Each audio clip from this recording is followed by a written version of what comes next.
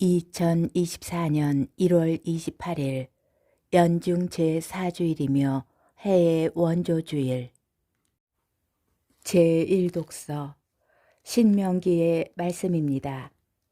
모세가 백성에게 말하였다. 주 너의 하느님께서 너의 동족 가운데에서 나와 같은 애언자를 일으켜 주실 것이니 너희는 그의 말을 들어야 한다. 그것은 너희가 호렙에서 집회의 날에 주 너의 하느님께 청한 것이다. 그때 너희는 이렇게 말하였다. 다시는 저희가 주 저의 하느님의 소리를 듣지 않게 하시고 이 큰 불도 보지 않게 해 주십시오.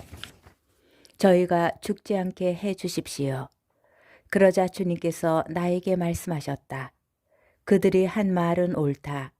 나는 그들을 위하여 그들의 동족 가운데에서 너와 같은 애언자 하나를 일으켜 나의 말을 그의 입에 담아줄 것이다.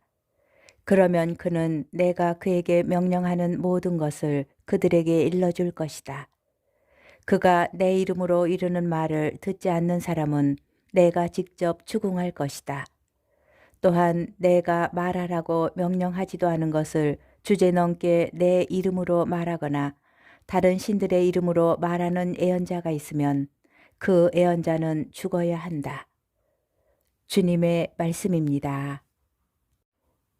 제2독서 사도 바오로의 고린토 1서 말씀입니다. 형제 여러분, 나는 여러분이 걱정 없이 살기를 바랍니다.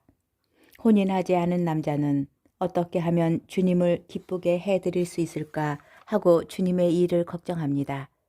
그러나 혼인한 남자는 어떻게 하면 아내를 기쁘게 할 수 있을까 하고 세상 일을 걱정합니다.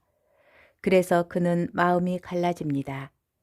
남편이 없는 여자와 처녀는 몸으로나 영으로나 거룩해지려고 주님의 일을 걱정합니다.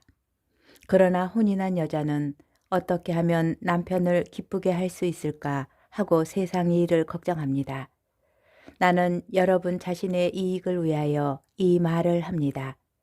여러분에게 굴레를 씌우려는 것이 아니라 아무런 방해도 받지 않고서 품위 있고 충실하게 주님을 섬기게 하려는 것입니다. 주님의 말씀입니다.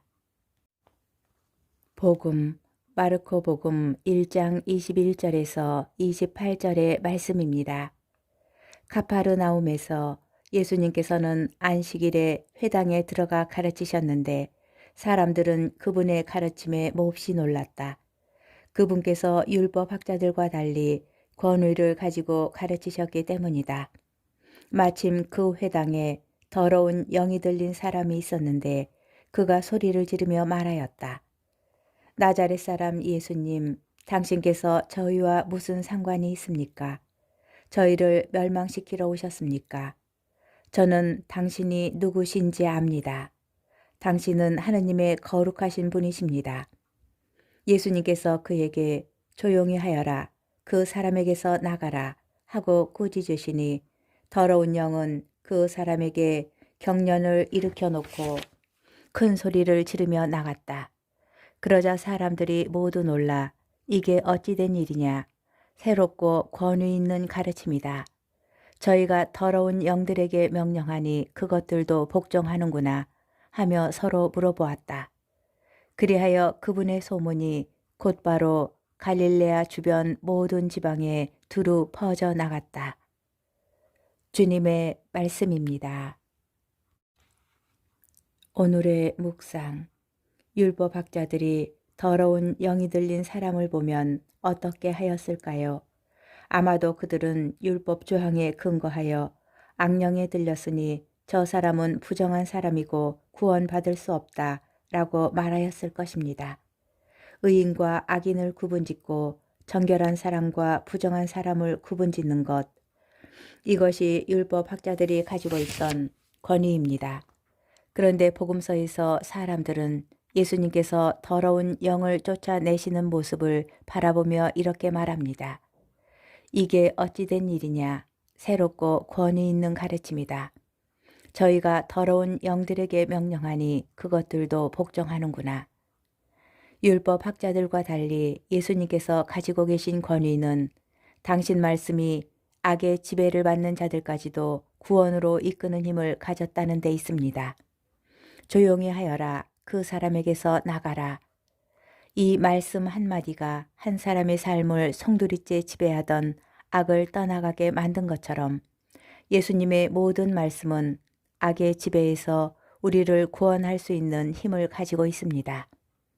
우리 영혼이 다시 생명의 빛을 바라보고 이렇게 살아온 나 또한 하느님의 구원에서 배제되지 않았다는 희망을 가지게 됩니다.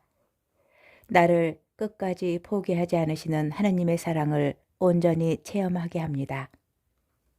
우리가 미사 때마다 듣게 되는 복음 말씀 안에는 악의 지배에서 해방시켜 주시는 예수님의 권위가 담겨 있습니다. 그분의 말씀은 우리를 구원하여 줄 수 있는 힘을 분명히 가지고 있습니다. 다시 말씀드리겠습니다. 그분의 말씀은 여러분을 악에서 구원하여 줄 힘을 분명히 가지고 있습니다. 우리는 죄인이면서도 구원의 주인공이 될 수 있습니다. 우리에게 필요한 것은 이 엄청난 권위가 담겨 있는 복음 말씀이 나에게도 이루어진다는 믿음입니다. 미사 때마다 듣게 되는 주님의 말씀을 믿음으로 받아들이고 있는지 아니면 무관심으로 외면하고 있는지 말씀을 대하는 우리의 마음을 돌아보면 좋겠습니다.